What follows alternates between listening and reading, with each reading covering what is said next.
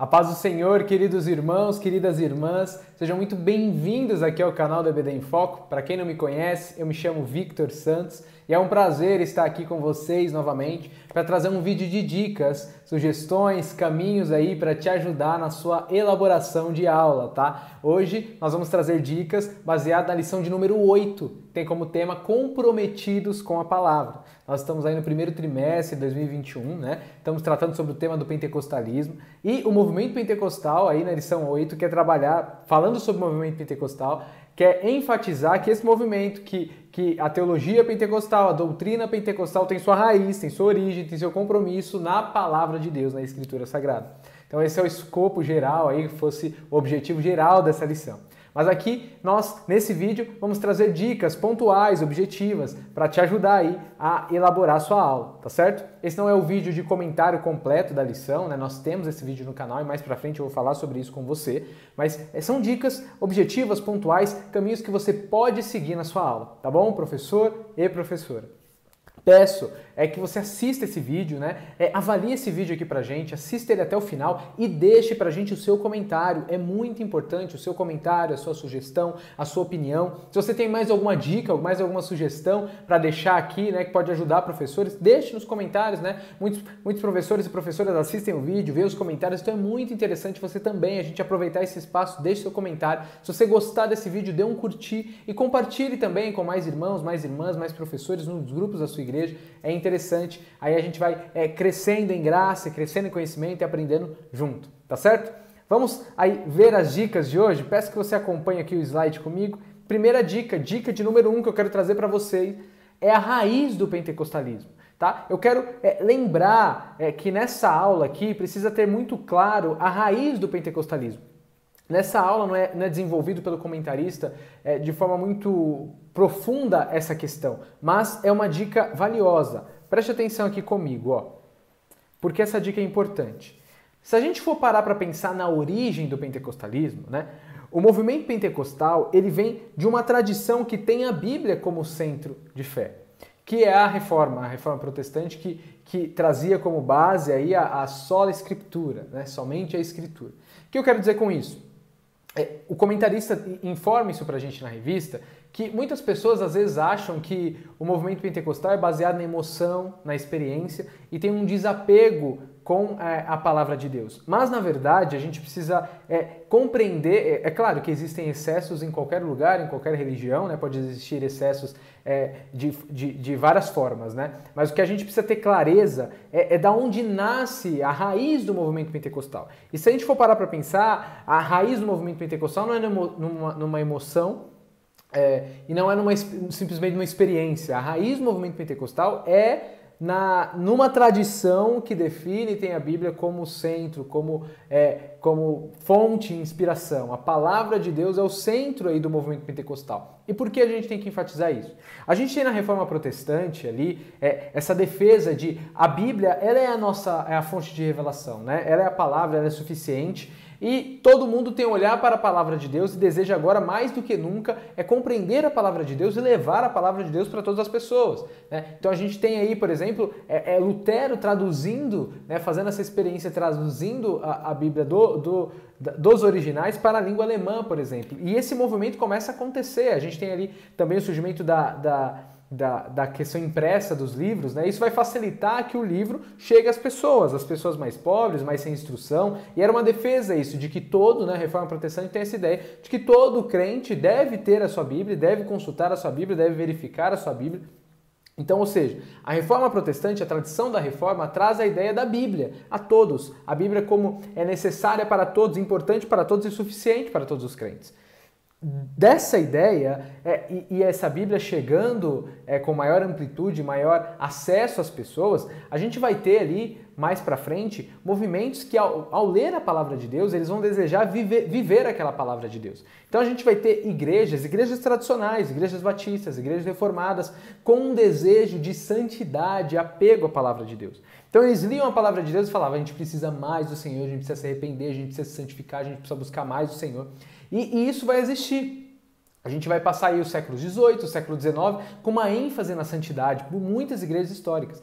E dentre essas igrejas que vão buscar ali, através da sua Bíblia, além da sua Bíblia, a necessidade de buscar mais a Deus, de santidade, querer mais a Deus, vamos ter muitas igrejas aí históricas que vão começar a ter a ideia de que a promessa, por exemplo, de Joel 2, de ser cheio do Espírito Santo, aquele desejo de, nos últimos dias, né, que poderia ter experiências maravilhosas, milagres acontecerem, mas se o povo se arrependesse, se o povo buscasse a face do Senhor, todas essas ideias, todas essas questões que eram lidas da palavra de Deus, começou a ser desejada, buscada, orada por muitas igrejas. Aí a gente tem, por exemplo, a Igreja Metodista, que vai enfatizar essa questão, né, o movimento de John Wesley, essa busca por santidade, e isso vai inspirar muitas igrejas, muitos movimentos, até nós chegarmos ali no início do século XX, quando a gente tem a experiência da Rua Azusa, ou a experiência do movimento pentecostal, onde o que está existindo ali? Eles liam a palavra de Deus, liam a Bíblia, liam Atos capítulo 2, liam Joel 2, e eles falavam, a gente quer viver isso que está sendo escrito aqui.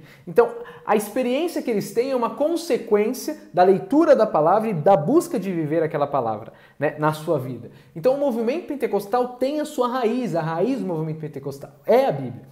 E por isso que a gente coloca as Assembleias de Deus e o movimento pentecostal na tradição evangélica que a gente chama hoje, né? Ou na tradição reformada. Não é uma outra religião, não é uma outra igreja diferente do que estava sendo desenvolvido e crido ali desde a Reforma Protestante. Não. Tudo isso é uma consequência, é um caminhar, né, fruto da Reforma Protestante. Então o pentecostalismo tem a sua raiz, tem a sua tradição na Reforma Protestante.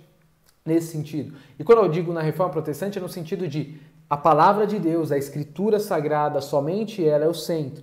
E por ela ser o centro, os pentecostais olham para aquela palavra, querem viver aquela palavra, experimentar aquela palavra, e por isso testemunham de forma semelhante as suas mesmas experiências como os cristãos viviam. Então, não é a emoção, né? Ou não é uma experiência primeiro e depois daquela experiência se busca textos bíblicos para justificar a sua experiência ou justificar seu movimento. Pelo contrário, a palavra de Deus, o centro como a palavra de Deus, inspira os cristãos a buscarem mais de Deus e terem experiências e relacionamentos com Deus e vivência, milagres, etc. E toda a história do movimento pentecostal. Então, essa é a experiência do movimento pentecostal, a raiz do pentecostalismo, né? Então a gente pode, talvez você, professor e professora, pode trabalhar muito bem esse tema e essa questão aí na sua aula. Essa foi a primeira dica que eu queria te trazer, tá certo? Vamos à dica de número 2?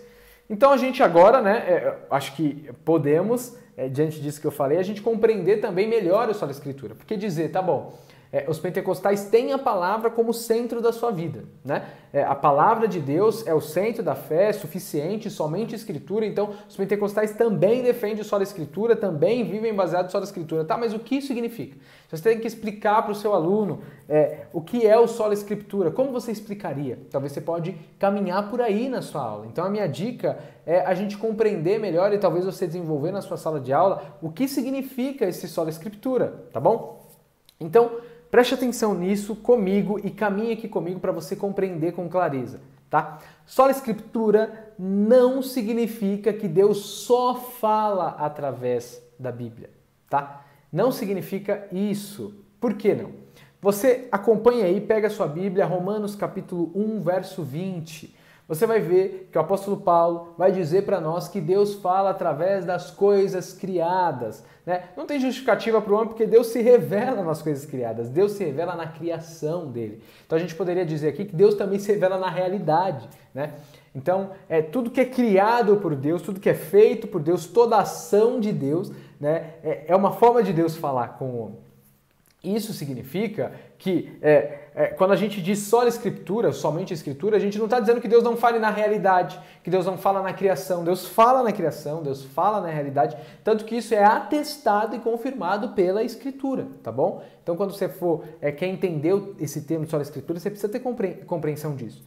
E também a gente tem uma frase que é muito importante e talvez no primeiro momento ela cause espanto em alguns, mas se a gente compreender com clareza, né, compreender o que é a palavra de Deus, a entender essa revelação da graça, a gente vai compreender o que está sendo dito nessa frase, que é o segundo tópico que eu coloquei aí para você.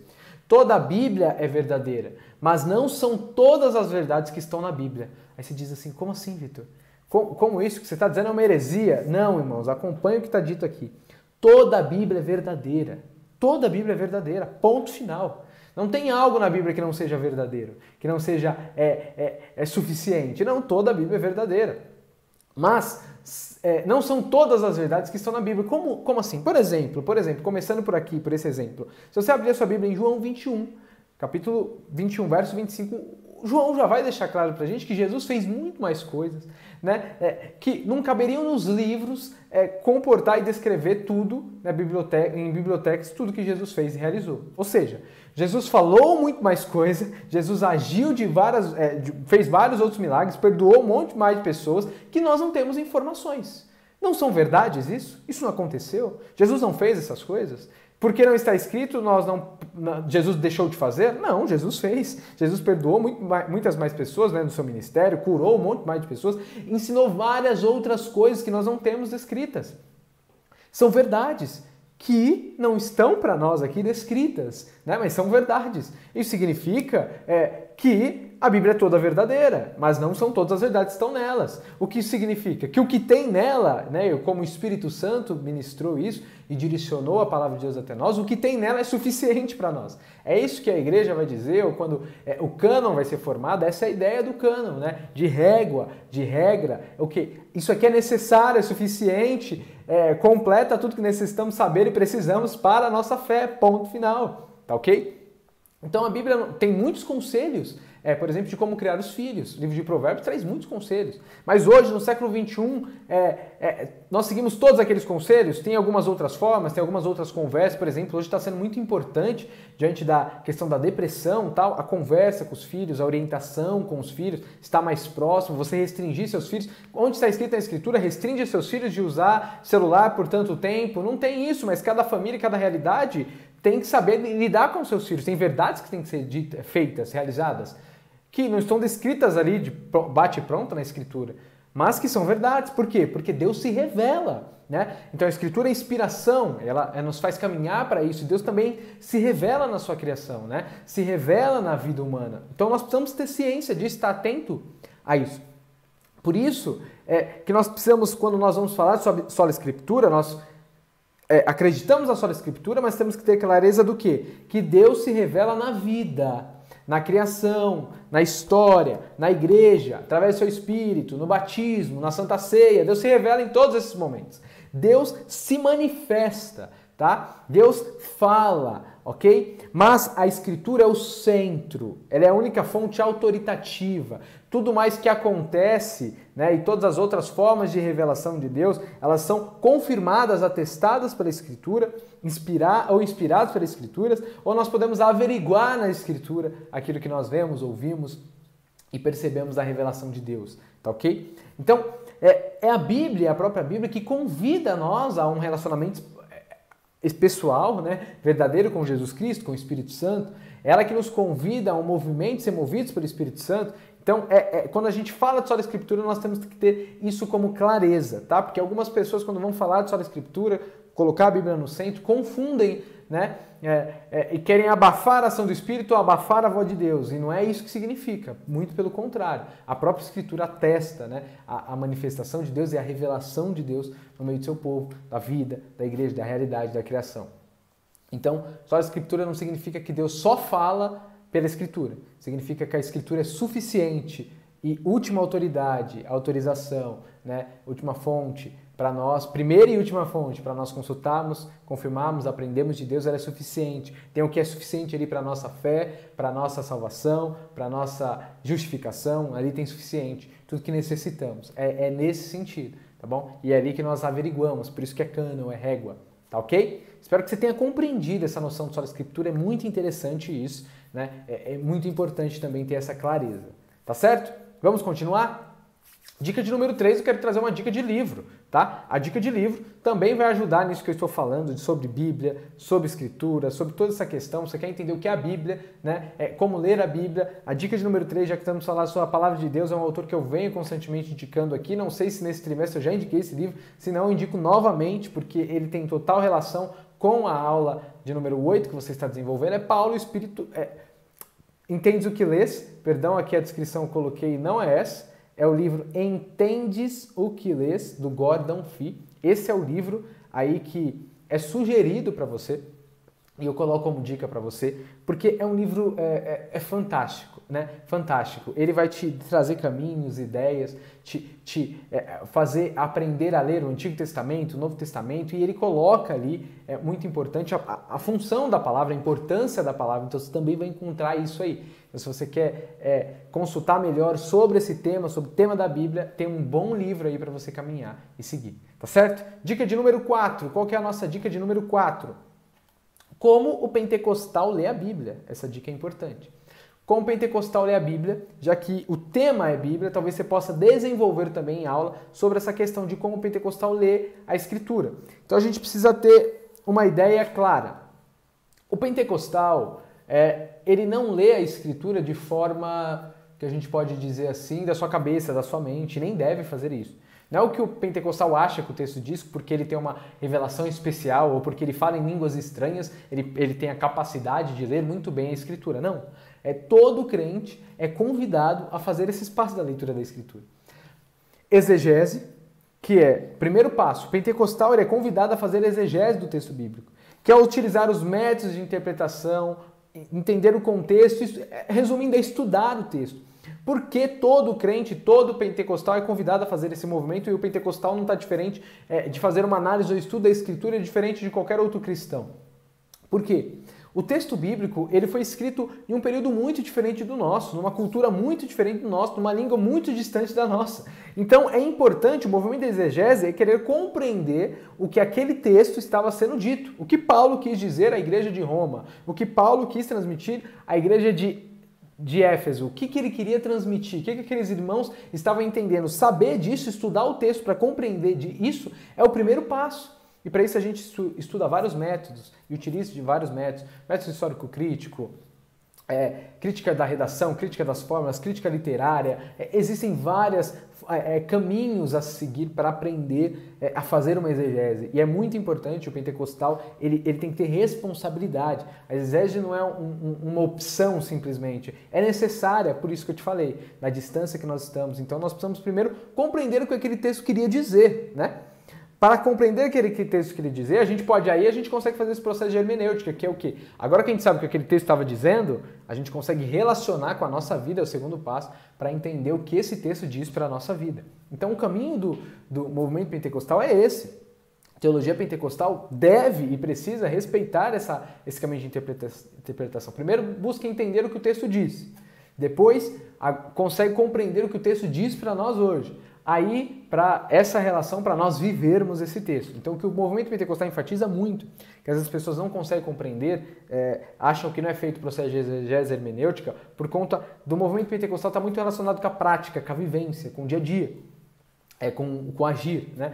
Então, por exemplo, quando o movimento pentecostal as pessoas falam, deve buscar o batismo do Espírito Santo, algumas pessoas pensam, isso daí é baseado na experiência que eles tiveram e eles defendem isso por causa da experiência. Muito pelo contrário, se você pegar, por exemplo, um livro do Roger Stronda, que é um grande teólogo pentecostal e um dos maiores escritores sobre o Novo Testamento, principalmente o livro de Atos, na academia a gente está falando, né? Roger Stronda, ele faz uma análise exegética, teológica, para falar sobre a questão do batismo do Espírito Santo, né? Então, a base dele é uma análise, é um caminho de interpretação para trazer essa ideia para a vivência, para dizer, você deve viver isso, você pode viver isso. Ele se utiliza desse caminho, de um caminho bíblico. Ele olha para a palavra de Deus e ele fala, Lucas, ele está ensinando isso, isso e isso. Isso significa que nós podemos viver isso, isso e isso. E por isso, faça isso, isso e aquilo. Então, a prática está relacionada com uma base teológica e bíblica. Então, o movimento pentecostal também é convidado a fazer esse movimento e o movimento pentecostal ele não deve desprezar, não pode desprezar e nem está aí na sua ideia desprezar o estudo atento da palavra de Deus, né? Então, se nós estamos falando da lição sobre a palavra de Deus, talvez, professores, seja interessante comentar com seus alunos sobre essa questão de compreender, né? De ouvir, de deixar o texto falar, de entender o texto bíblico. Tá certo? Vamos à próxima dica? Dica de número 5 é uma dica sobre a leitura bíblica em classe, tá ok? Nós temos um texto na leitura bíblica em classe que está em 2 Pedro, de 1, né? Do 20 ao 21. O que a gente vai perceber? E você pegue seu texto aí de 2 Pedro. Nós temos 2 textos nessa lição, né? 2 textos na lição de número 8, e eu estou trazendo uma dica aqui para o segundo texto, que é de 2 Pedro 1, 20 a 21. Se você perceber aí, caminhando, percebendo o contexto desse texto, você vai perceber aí que no verso 16 do capítulo 1, Pedro está fazendo uma apologética, né? Ele começa a fazer uma apologética. E que sentido é essa apologética? Pedro e os apóstolos, eles ouviram as palavras proféticas no Monte Santo. Né? É como Pedro está dizendo, nós ouvimos Jesus, nós vimos Jesus, né? É essa a ideia. E esse Monte Santo, né, se você olhar aí numa concordância, você vai ver que Pedro está se referindo, né, que ele fala assim na passagem, né, sobre este é meu filho amado, a quem me comprazo, é referente lá na Transfiguração, no Monte de Transfiguração, quando acontece aquela experiência que é registrada nos Evangelhos.